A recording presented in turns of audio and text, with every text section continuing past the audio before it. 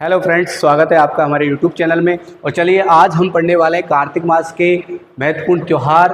तो त्योहारों पढ़ने से पहले आप सबसे अनुरोध है कि आप चैनल को सब्सक्राइब कर लें। तो चलिए स्टार्ट करते हैं। हम सबसे पहला जो त्यौहार है वो है करवा चौथ का त्यौहार। ये महिलाओं का एक तरीके से त्यौहार है और सुहागन महिलाएं यानी कि जो स्त्रियां हैं वो अपने पति की दीर्घ आयु के लिए, लंबी आयु के लिए कार्तिक कृष्ण चतुर्थी को करवा चौथ का व्रत करती है। कार्तिक कृष्ण चतुर्थी को ये त्यौहार मनाया जाता है। इसको हम कर्क चतुर्थी भी कहते हैं। क्या कहते हैं इसको? कर्क चतुर्थी के नाम से भी जानते हैं। तो करवा चौथ के दिन, करवा चौथ कब मनाई जाती है? कार्तिक कृष्ण चतुर्थी को। कब मनाते हैं? कार्तिक कृष्ण चतुर्थी को। और इसी को क्या कहते हैं? कर्क चतुर्थी भी कहते हैं। चलिए अगला त्यौहार है तुलसी एकादशी। ठीक है, इसी को रमा एकादशी भी कहा जाता है। क्या कहा जाता है? इसी को रमा एकादशी भी कहा जाता है। और ये त्यौहार मनाया जाता है मित्रों कार्तिक कृष्ण एकादशी को। कब मनाया जाता है? कार्तिक कृष्ण एकादशी को ये त्यौहार मनाया जाता है। इस दिन देखिए तुलसी का व्रत और उसका पूजन किया जाता है और तुलसी को विष्णु प्रिया भी माना जाता है, ये याद रखेंगे। धनतेरस, धनतेरस का जो त्यौहार है वो कार्तिक कृष्ण त्रयोदशी को मनाया जाता है। इसकी तिथि जरूर याद रखें क्योंकि जब समुद्र मंथन हुआ था उस समय समुद्र से भगवान धन्वंतरी का जन्म हुआ, यानी कि वो अमृत कलश लेकर के प्रकट हुए। तो उनके जन्म की याद में या जन्म के उपलक्ष्य में, जन्मोत्सव के उपलक्ष्य में धनतेरस का त्यौहार मनाते हैं। और ये मनाई जाती है कार्तिक कृष्ण त्रयोदशी को। कब मनाई जाती है? कार्तिक कृष्ण त्रयोदशी को मनाई जाती है। और ऐसी भी मान्यता है कि इस दिन यम की पूजा की जाती है असामयिक मृत्यु को टालने के लिए। ठीक है, किसकी पूजा की जाती है? यम यानी कि यमराज की पूजा की जाती है। अगला जो त्यौहार है रूप चतुर्दशी। रूप चतुर्दशी का जो संबंध है एक तरीके से स्वच्छता से है।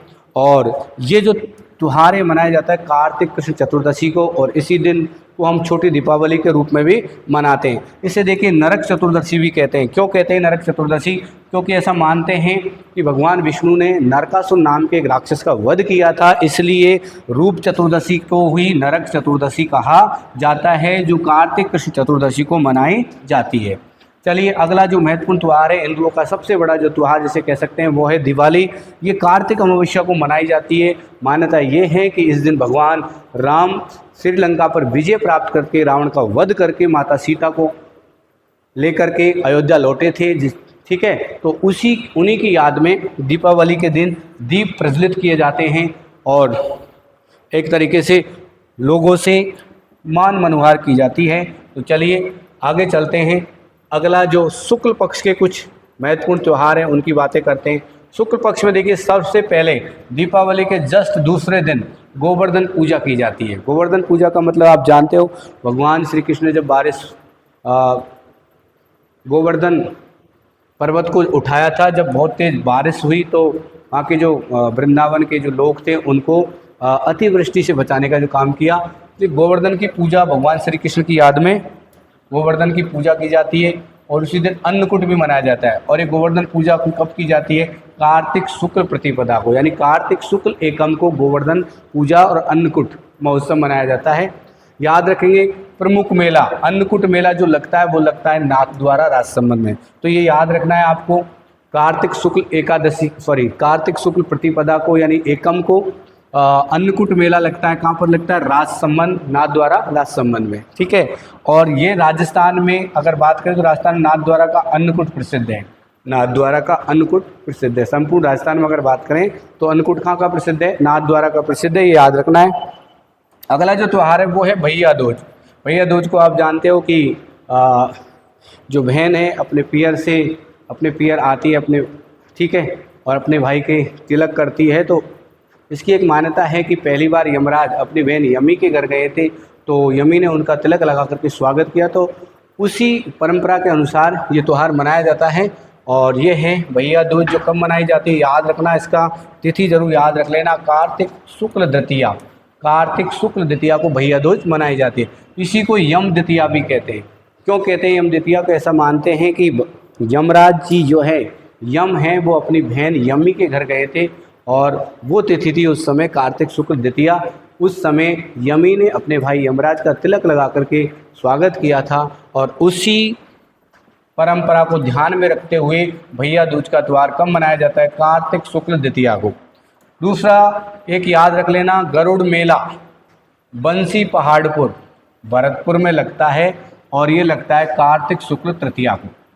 गरुड़ मेला लगता है बंसी पहाड़पुर जगह है भरतपुर में, और वो लगता है कार्तिक शुक्ल तृतीया को, ये याद रख लेना। गरुड़ मेला कहाँ पर लगता है? बंसी पहाड़पुर भरतपुर में, ठीक है। और कब लगता है? कार्तिक शुक्ल तृतीया को लगता है, ये याद कर लेना। अगला जो त्यौहार है हम देखते हैं, वो त्यौहार है गोपाष्टमी का त्यौहार। कार्तिक शुक्ल अष्टमी को गोपाष्टमी का त्यौहार, इसका संबंध गाय के पूजन से है, ठीक है। अगला जो त्यौहार है वो है आंवला नवमी जिसे कह सकते हैं, या अक्षय नवमी, ठीक है। और ये मनाया जाता है कार्तिक शुक्ल नवमी को। इसी को देखो धात्री नवमी या कुसुमांड नवमी भी कहा जाता है। धात्री नवमी या कुसुमांड नवमी भी किसे कहते हैं? आंवला नवमी को या फिर अक्षय नवमी को। आंवला आप जानते हो एक ऐसा फल है जो कभी खराब नहीं होता, इसके बारे में ऐसा कहा गया, अक्षय यानी जिसका कभी क्षय ना हो, ठीक है। तो इसे आंवला नवमी और अक्षय नवमी कब मनाई जाती है? कार्तिक शुक्ल नवमी को। चलिए अगला जो महत्वपूर्ण त्यौहार है वो है देवउठनी ग्यारस या प्रबोधनी एकादशी। देवउठनी ग्यारस यानी कि ऐसा बताते हैं कि इस दिन देवी देवताएं अपनी नींद से जागते हैं और जो मांगलिक कार्य हैं उनकी शुरुआत होती है, यानी कि विवाह जैसे हिंदुओं में जो संस्कार हैं वो उनकी शुरुआत इस दिन से मानी जाती है। तो देखिए देवउठनी ग्यारस या प्रबोधनी ग्यारस ये का इसका जो त्यौहार है वो मनाया जाता है कार्तिक शुक्ल एकादशी को। कब मनाया जाता है? कार्तिक शुक्ल एकादशी को। और यहाँ हमको ध्यान देने की बात यह है कि इस दिन जो पुष्कर का मेला है, पुष्कर का मेला जो है राजस्थान का सबसे रंगीन मेला माना जाता है, अंतर्राष्ट्रीय स्तर का मेला माना जाता है, क्योंकि देश विदेशों से यहाँ पर लोग पर्यटक आते हैं, ठीक है। तो ये याद रखोगे, देवउठनी ग्यारस प्रबोधनी एकादशी कार्तिक शुक्ल एकादशी को मनाते हैं। इस दिन पुष्कर मेले का प्रारंभ हो जाता है, जबकि वो पूर्णिमा को मुख्य रूप से पुष्कर मेले का आयोजन होता है। देव दीपावली ये मनाई जाती है कार्तिक पूर्णिमा को, याद रखना। कार्तिक पूर्णिमा को क्या मनाते हैं? देव दीपावली मनाते हैं, ठीक है। तो इस दिन क्या देखिए, भगवान शिव द्वारा त्रिपुरासुर राक्षस, एक त्रिपुरासुर नाम का एक राक्षस था जिसका भगवान शिव ने क्या किया था? वध किया था। इसी वजह से इसे त्रिपुरा पूर्णिमा भी कहते हैं।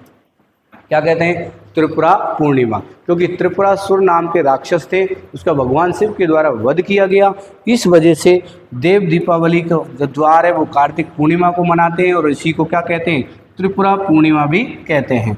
अब प्रमुख मेले, इस दिन जो मेले लगते हैं वो आपको बहुत ज़रूरी है कि याद रखना। देखो एक तो मेला लगता है पुष्कर मेला, और ये अंतर्राष्ट्रीय स्तर का मेला है और राजस्थान का सबसे रंगीन मेला है।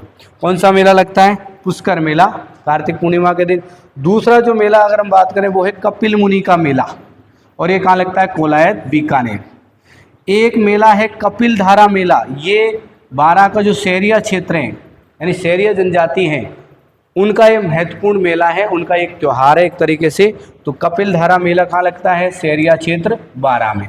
कई बार प्रश्न पूछा जाता है कपिल धारा मेले का संबंध किस जनजाति से है?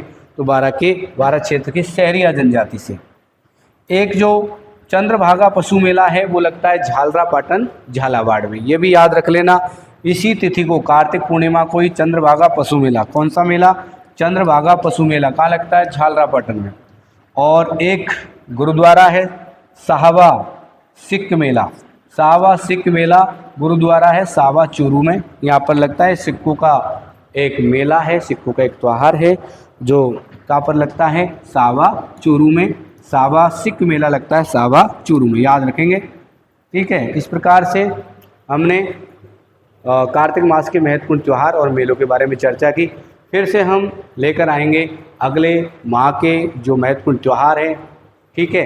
तो आपको चैनल सब्सक्राइब कर लेना है और अपने मित्रों में शेयर कर देना है, क्योंकि अब लगातार ही वीडियो यूट्यूब पर डलने वाली है, एक दिन भी आपका मिस नहीं होगा।